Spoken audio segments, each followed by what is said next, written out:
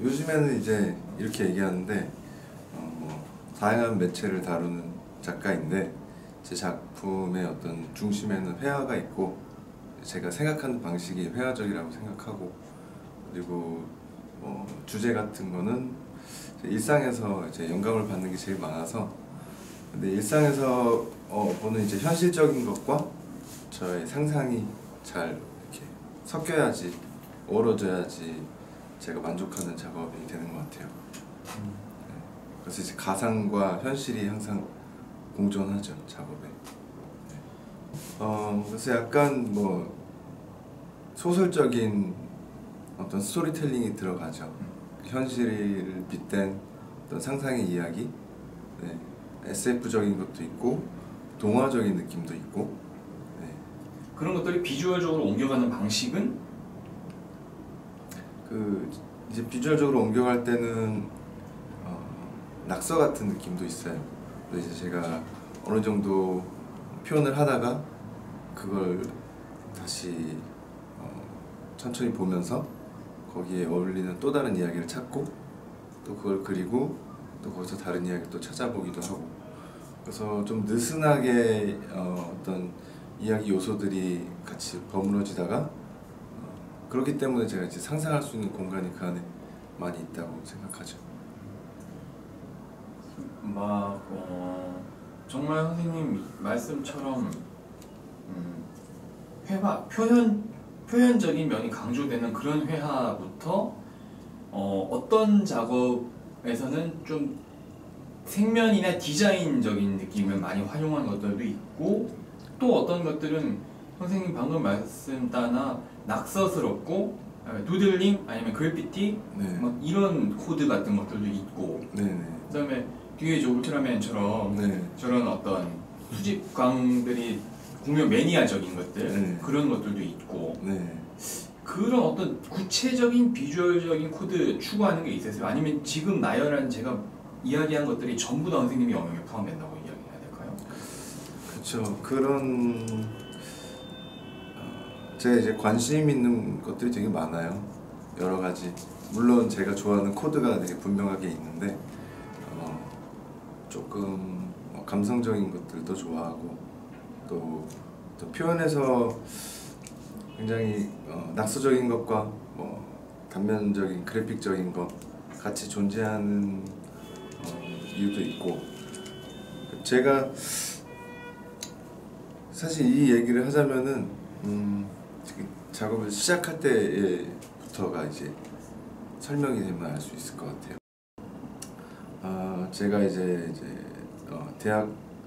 대학을 졸업하고 순수미술 공부하고 작가 생활을 시작했지만 사실 뭘 그려야 되는지 작가가 뭘 해야 되는지 확신이 없었어요. 그래서 이제 그냥 내가 좋아하는 건 무조건 다 해보자 이제 그렇게 해서 작업을 하다가 전 준비가 안 됐다고 생각했었죠. 그때 당시에는 뭔가 그 하나의 뭉쳐지는 그런 주제 아니면 스타일 그게 필요하다고 생각했었어요. 그런 작가들이 다 대부분이요. 지금은 조금 더 자유로운 것 같은데 그래서 그때 당시에는 그렇게 노력도 해봤는데 안 되더라고요.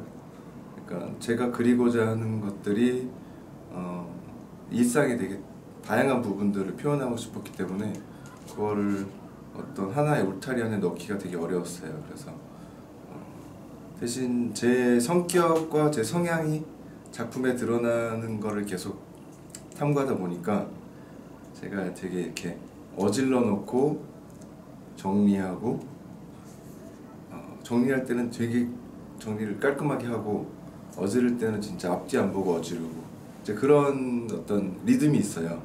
그래서 이제 작업할 때도 그 리듬이 그대로 드러나는 것 같아요.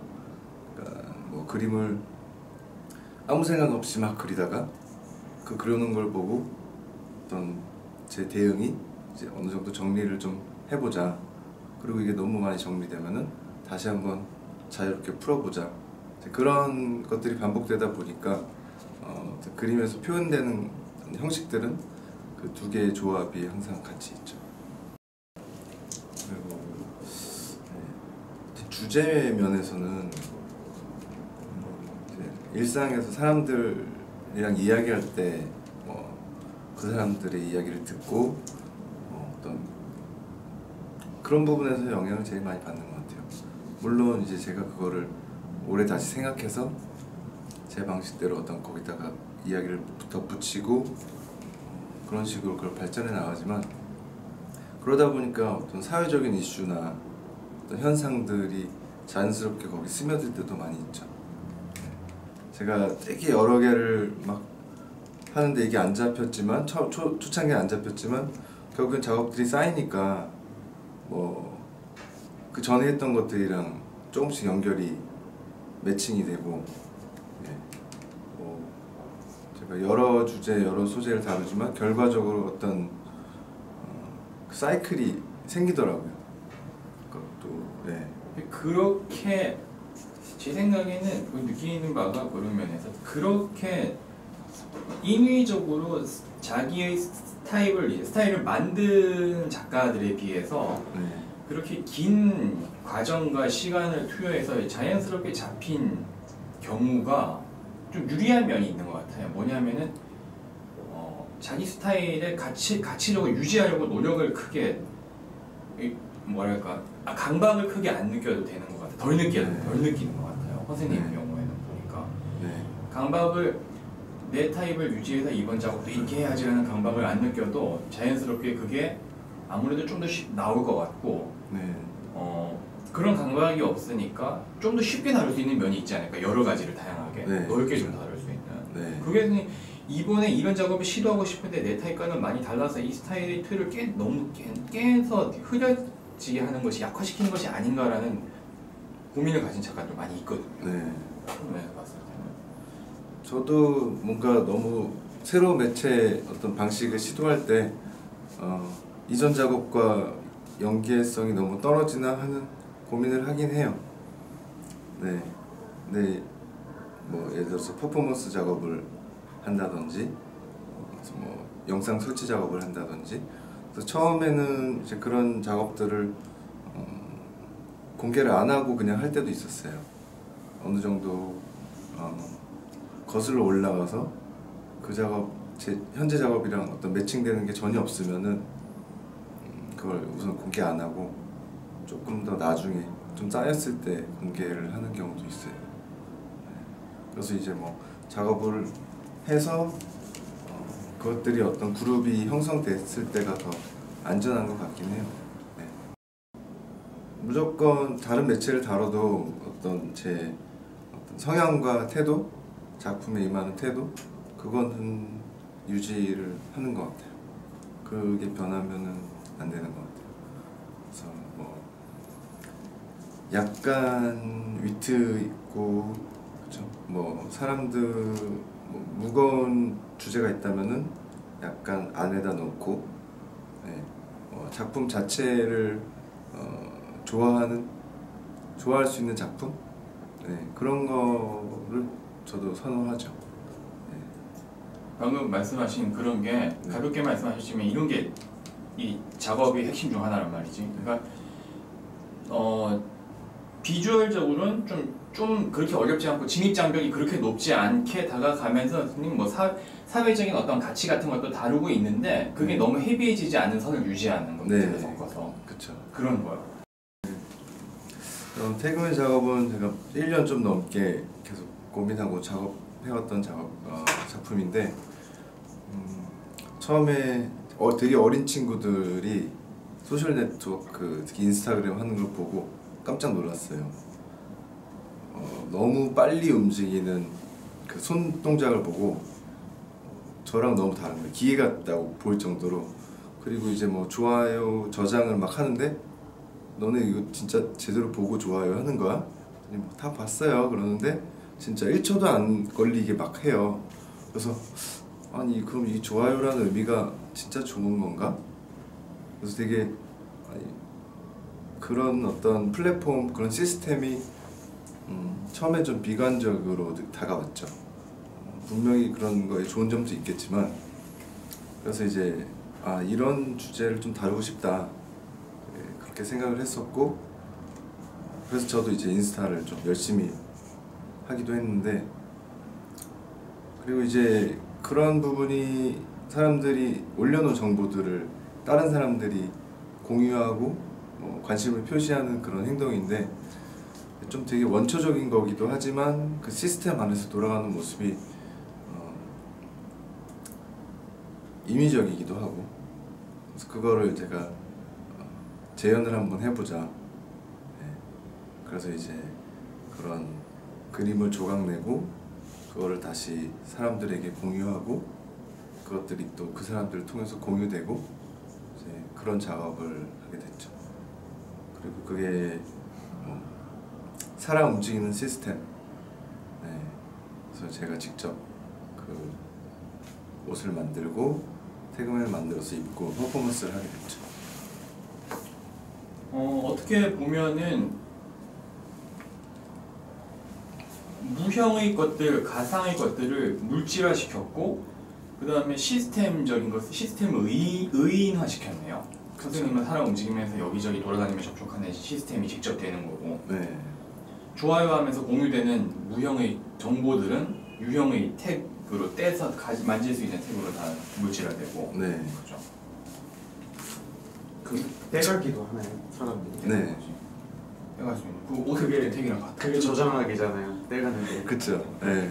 허가요. 좋아요. 좋아요와 저장하기가 그거를 실제 체화시키고 동작화시킨 네, 거잖아요. 동작화시키고. 물질화하고 그런 쪽으로 접근하면 재밌단 말이야. 그 누가 이거를 실제로 물질화시키려고 시도를 하겠어. 그래서 이거를 중국에 있을 때 이거를 이제 어떤 그림을 거기다 그릴까 고민을 많이 했었어요. 그러다가 이제 사람들이 뭐 SNS에 올리는 것들이 자기들의 일상이고 그게 결국 자기들의 딴 사람이든 자기들의 모습이랑 마찬가지인데 그래서 제가 중국에 있을 때 마침 이 퍼포먼스를 기획하다가 내가 지금 여기서 본 사람들을 그대로 그려서 그 사람들한테 가져가게 해야겠다. 자기들의 모습을 뜯어가는 사람들이 되는 거죠. 그래서 이제 중국에서 제가 그 사람들을 막 사진을 찍고 그리고 그것들을 태그로 만들어서 다시 그 동네에 돌아가서 그 사람들한테 뜯어가게 퍼포먼스를 한 거고 이번에 서울에 와서도 마찬가지로 제가 서울에서 사람들 일상에서 볼 수 있는 사람들 그리고 서울이란 지역을 나타내는 어떤 느낌 그런 것들을 담아가지고 다시 서울 사람들한테 퍼포먼스를 같이 참여하는 작업이 됐었죠. 태그맨 작업이 선생님이 하고 많은 그 작업 형식 중에서 하나기는 하지만 네. 그런 의미에서 보면 굉장히 선생님이 작업을 전반적으로 이해하는데 좋은 예시가 될 것 같아요. 뭐 이를테면은 일상적인 것이 소재가 되고 네. 그 기본이고 그 다음에 어떤 사회 현상이나 시스템을 선생님만의 시각으로 재해석하는 거잖아요. 그렇죠. 태그맨 이것도 그 SNS라든지 여러 가지 사람들의 공유 의식이라든지 이런 제도라든지 이런 것들. 네. 그러면서 봤을 때는 어떤 사회적인 토픽을 다루는 방법 그렇죠. 중 하나. 네. 예전에 뭐 을지로 젠트리피케이션 이런 것도 네. 마찬가지고. 네. 그런 것들은 선생님 굉장히 그 심각함이 겉으로 이게 드러나서 무거워지지 않게 되게 다루는데 능숙하신 것 같아요. 근데 그렇게 하려고 많이 애를 쓰는 편이세요? 너무 무거워지지 않게 하려고. 아니면은 선생님 타입은 굳이 그렇게 용까지는 안 써도 내가 손만 대면 안 무겁겠더라. 네. 제가 제 성향이 좀 그렇게 무거운 스타일이 아니고 뭐 무거운 얘기도 재밌게 하고 싶고 근데 선생님이 쉽게 다루는 그런 테마나 토픽들이 잘못하면 진지충 될 수 있는 그쵸. 네. 제가 절대 진지충이 아니기 때문에 그렇게가 되진 않는 것 같더라고요. 그러면 선생님이 그 개인적인 캐릭터가 그걸 막아주는 역할이 많은 것 같다 그런. 그쵸. 네. 제가 이제 선택하는 어떤 과정들이 전부 다 제 성향에 바로 직결돼 있기 때문에. 근데 선생님 너무 직접적이고 산티나는 것도 싫어하시잖아요. 그쵸. 네. 혹시 중간이 중요하네요. 네. 제가 그리고 되게 빠른 결단을 내리는 걸 되게 싫어해요. 뭔가 옳다, 틀리다 그런 거를 조금 안 좋아하기 때문에 작업 그래서 순수 미술에 더 맞는 것 같아요. 제가 뭔가 다른 일을 할 때는 항상 결단을 빨리 내려야 될 수도 있지만 순수 미술에서는 그 전체를 다 보여줘서 사람들이 같이 생각하게 하고 각자의 어떤 각자의 입장, 생각을 정리할 수 있게 만들어주는 작품이 좋다고 생각하거든요. 그리고 제가 그 어떤 옳고 그름 중간에서 제가 오래 그걸 생각하면 할수록 그 중간 지점은 더 커지는 것 같아요. 그리고 그 중간 지점으로 들어올 수 있는 사람들도 많아지고 그래서 작업에도 그런 게 묻어나는 것 같아요. 작업에서 다루고 있는 것들은 그러면 기본적인 관점은 그냥 옳다 그르다 이런 걸 선입견을 가지지 않는 상태인 거겠네요. 그렇죠. 만약에 갖고 있어도 작품을 하면서 계속 중간으로 더 가게 되죠. 왜냐하면은 어떤 현상을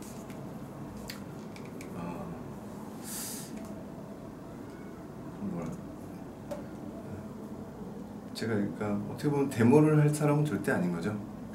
네. 그러게요. 네. 데모를 하는 사람들을 보고 아 저런 사람들 힘든 사람들도 있구나. 아 왜 힘든 사람들이 있을까? 그러면 딴 사람들은 어떤 생각을 하고 있을까?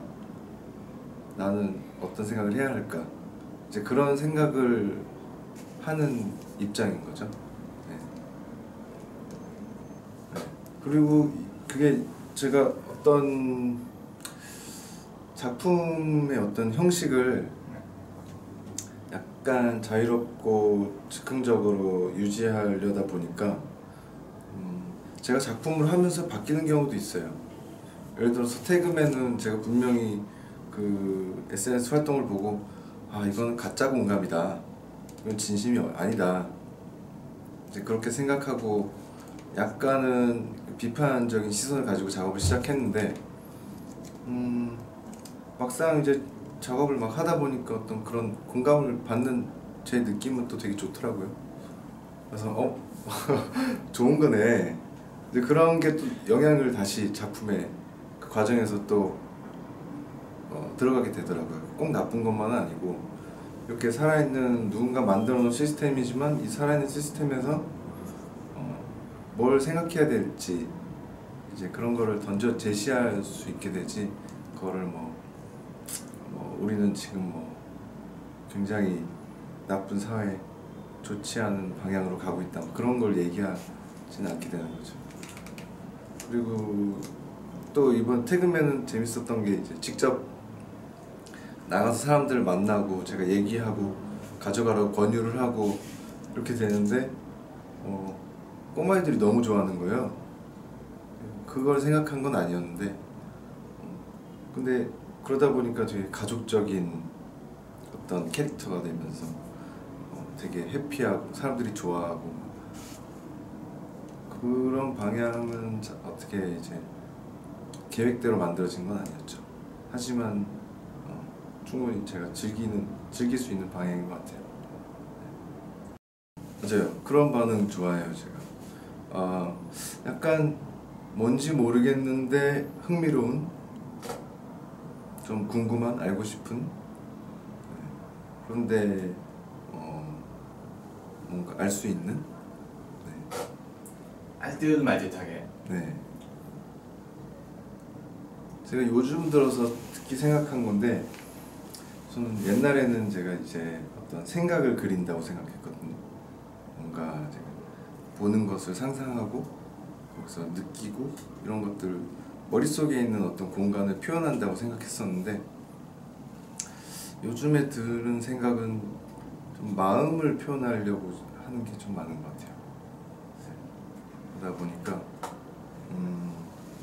그냥 생각보다는 생각과 느낌이 같이 어우러진 마음. 네. 그래서 뭔가 작품을 봤을 때 뭔지 정확하게 몰라도 뭔가 그 느낌을 받을 수 있게 따뜻함이나 약간의 외로움이나 허전함이나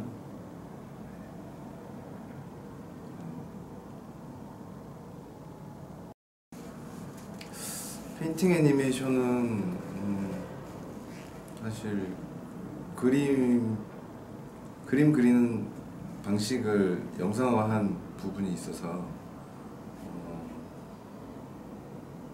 좀 제가 그릴 때 느끼는 몰입감과 희열 그런 것들이 영상에 조금 나오는 것 같아요. 내용은 둘째치고 그리고 영상을 계획을 하지만 그림 회화 스케치 하듯이 굉장히 빈틈을 많이 두고 계획을 해요. 이제 중간중간에 변수로 채워지는 것들이 들어갈 자리들을 만들어 놓는 거죠. 그 빈 공간이 나오면은 제가 마음대로 할 수 있도록 그런 부분에서는 애니메이션 영상을 만들지만 되게 회화적인 제가 그림을 그리는 방식이랑 비슷한 거죠. 그리고 나중에 정리하는 거는 그림 마무리하는 것처럼 너무 템포 조절이나